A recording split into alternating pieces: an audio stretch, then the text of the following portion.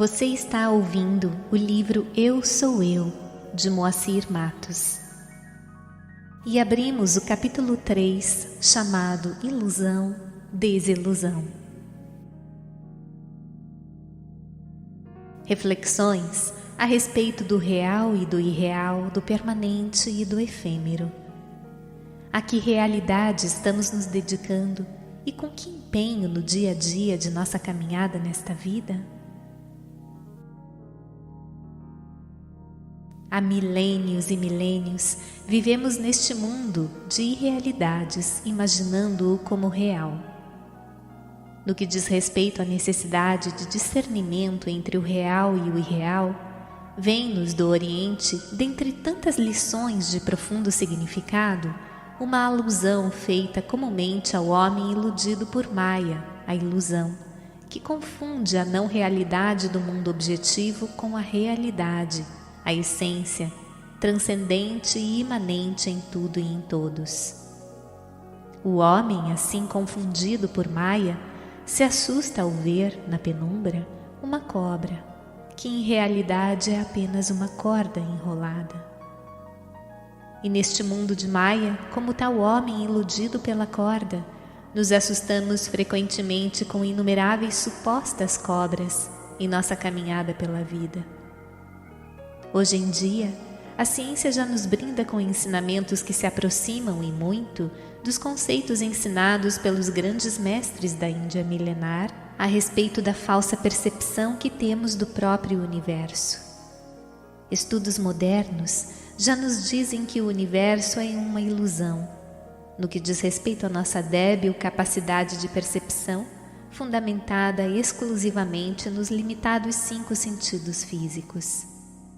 Falar de matéria, hoje em dia, constitui assunto de certo modo delicado. De acordo com os conhecimentos científicos atuais, entende-se que não faz mais sentido se falar de materialismo. Parece que o tão denominado materialismo não tem mais base que o fundamente.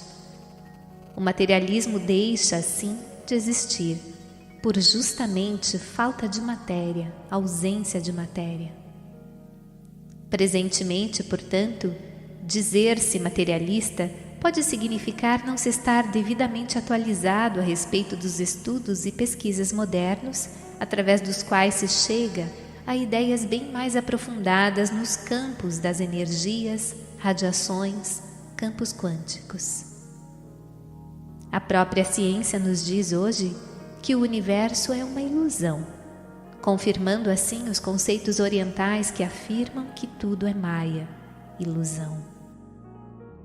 Há milênios, os ensinamentos dos grandes mestres da Índia já mostravam que todo o universo é ilusório, no que diz respeito, pois, à limitada percepção dos sentidos humanos. E a moderna física afirma exatamente o mesmo, que tudo o que vemos e ouvimos é função das condições ainda muito limitadas dos chamados órgãos de percepção humana.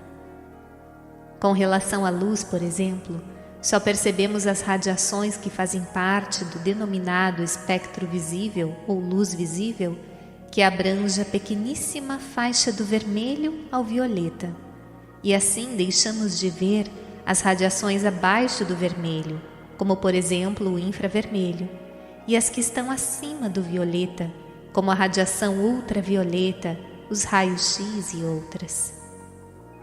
O olho humano, assim, através de sua retina, não está capacitado para ver tais radiações.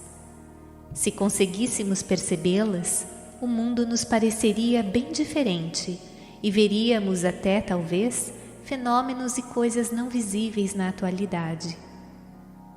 Para alguns animais, o espectro visível se apresenta um pouco deslocado, conseguindo eles com isso ver, por exemplo, uma parte da radiação ultravioleta que lhes permite, assim, a visão de coisas ou eventos que o homem não consegue perceber. Acrescente-se ainda o fato de que a chamada matéria, que aparentemente nos parece compacta, apresenta mais vazios do que cheios. As distâncias microscópicas entre elétrons, prótons entre si são muito maiores do que os próprios elementos, assemelhando-se em comparação com o macrocosmo aos sistemas planetários, em que os espaços entre os vários astros são muito maiores do que os próprios. Além do mais, é de se ressaltar que tais elementos microscópicos ora se comportam como partículas, ora como pulsação, ondas ou energia em vibração. Assim, como se situam nesse contexto os conceitos sobre matéria sólida? Hoje em dia já estão sendo enviadas ao espaço sondas munidas de aparelhos sensíveis a radiações infravermelha e ultravioleta, descobrindo-se fenômenos cosmológicos não visíveis aos aparelhos limitados ao espectro perceptível até então. Com relação aos sons, temos exemplos similares. Somente ouvimos os sons com frequências situadas dentro do denominado espectro audível. Acima desses, os ultrassons, bem como os infrassons abaixo do referido espectro, não são detectados pelo ouvido humano. Alguns animais conseguem ouvir ultrassons ou infrassons. Os morcegos, por exemplo, possuem a capacidade de captar ultrassons, e em função deles, o homem desenvolveu o radar. E não estão sendo consideradas aqui as tantas interrogações que continuamente vêm surgindo diante da perplexidade dos renomados cientistas que se debruçam no conhecimento do universo ou dos universos. Não se está entrando no mérito nestas reflexões. Por exemplo, sobre os estudos e teorias mais recentes dos cosmólogos modernos, ao admitirem que apenas 4% do universo constituem motivos de pesquisas na atualidade, sendo o restante ainda totalmente desconhecido da cosmologia. Fato que se está tornando um fascinante desafio para os maravilhados cosmólogos. E não existindo limites, entendemos para o surgimento de mais e mais desafios e fascinantes descobertas por conta do infinito que está diante de nós. Assim, passamos a entender que o universo até então compreendido está muito distante do universo ou dos universos que ao longo do tempo vão sendo desbravados, percebidos e conhecidos através do avanço da ciência dos nossos dias e a do porvir, o mesmo ocorrendo quanto ao conhecimento de nós mesmos, de nossa real natureza, que ao correr do tempo se desvela do nosso íntimo com a sutilização de nossas sensibilidades e dos próprios meios de pesquisa. Desse modo, em função do amadurecimento em nossa caminhada pela vida, aperfeiçoando cada vez mais profundamente nossa percepção da realidade, despertando nossos sentidos mais refinados, mais sutis, começamos a nos perceber como algo muito mais profundo, verdadeiro, transcendente a todo o universo objetivo, além dos sentidos comuns e não sujeito às condições subordinadas a espaço e tempo. Com o transcorrer das eras, passamos a adquirir a consciência de que não somos o corpo, não somos a mente, não somos quaisquer que sejam os tipos de envoltórios ou níveis de energia, por mais sutis que sejam. Existe e existirá sempre um observador, a testemunha, por trás de todo evento ou tudo que existe no plano objetivo. E essa testemunha consiste do próprio ser, o Atma, o princípio divino, que é o próprio Brahman. Nosso saudoso, querido e emérito professor Hermógenes, que nos legou uma academia de yoga no Rio de Janeiro, conceituado nacionalmente e também no exterior, foi autor de várias publicações de belo e profundo conteúdo espiritual, com diversas entrevistas concedidas a vários meios de comunicação e com medalhas e títulos que lhe foram conferidos por seus trabalhos de bem social. Costumava utilizar um jogo de palavras com o termo desilusão, dizendo que a desilusão, quando ocorre em nossa vida, deve ser por nós considerada bem-vinda. Se nos desiludimos com algum fato, com algo ou com alguém, é sinal de que estávamos iludidos a respeito de tal fato, algo ou alguém. Se passamos por uma desilusão, isto significa que estávamos vivendo uma ilusão, momentos de falsa realidade, confundindo a não realidade com a realidade. Assim, a desilusão nos faz ver a realidade dos fatos, dos acontecimentos, de nossa relação com as pessoas. Com a desilusão, deixamos de viver a ilusão. Quando nos desiludimos, passamos a perceber a realidade.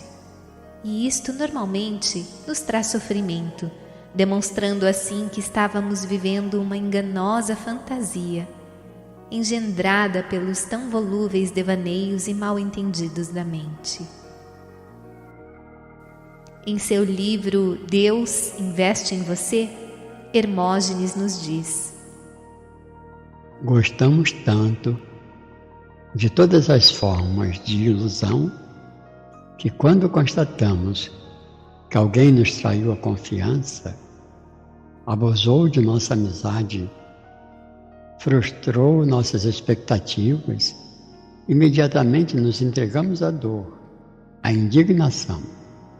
Não tem sido assim? Frequentemente alguém me diz: esta desilusão acabou comigo.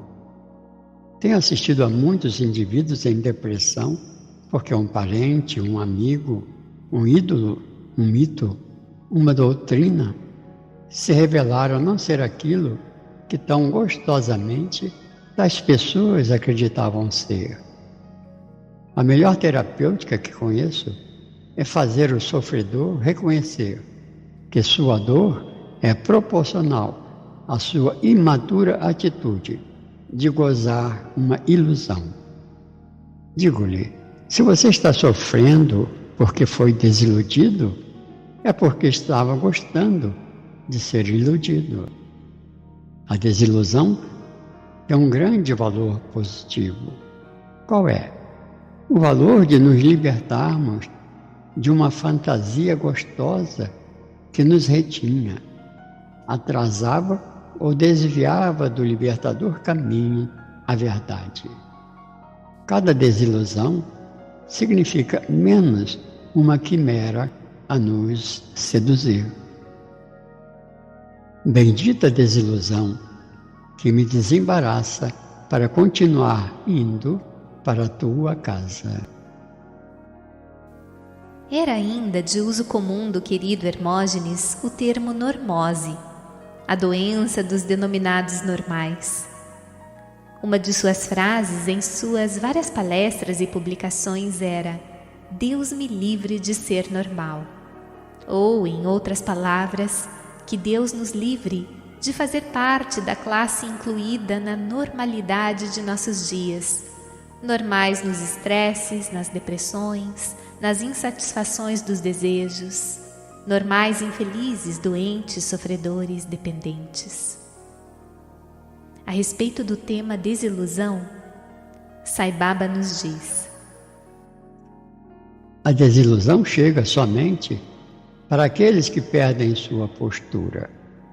O egoísmo é o que mais faz as pessoas esquecerem a verdade fundamental. Uma vez que o ego domina o ser humano, ele se desvia do ideal e se precipita do topo da escada, caindo rapidamente, degrau por degrau, até o fundo. O egoísmo produz a fragmentação, o ódio e o apego.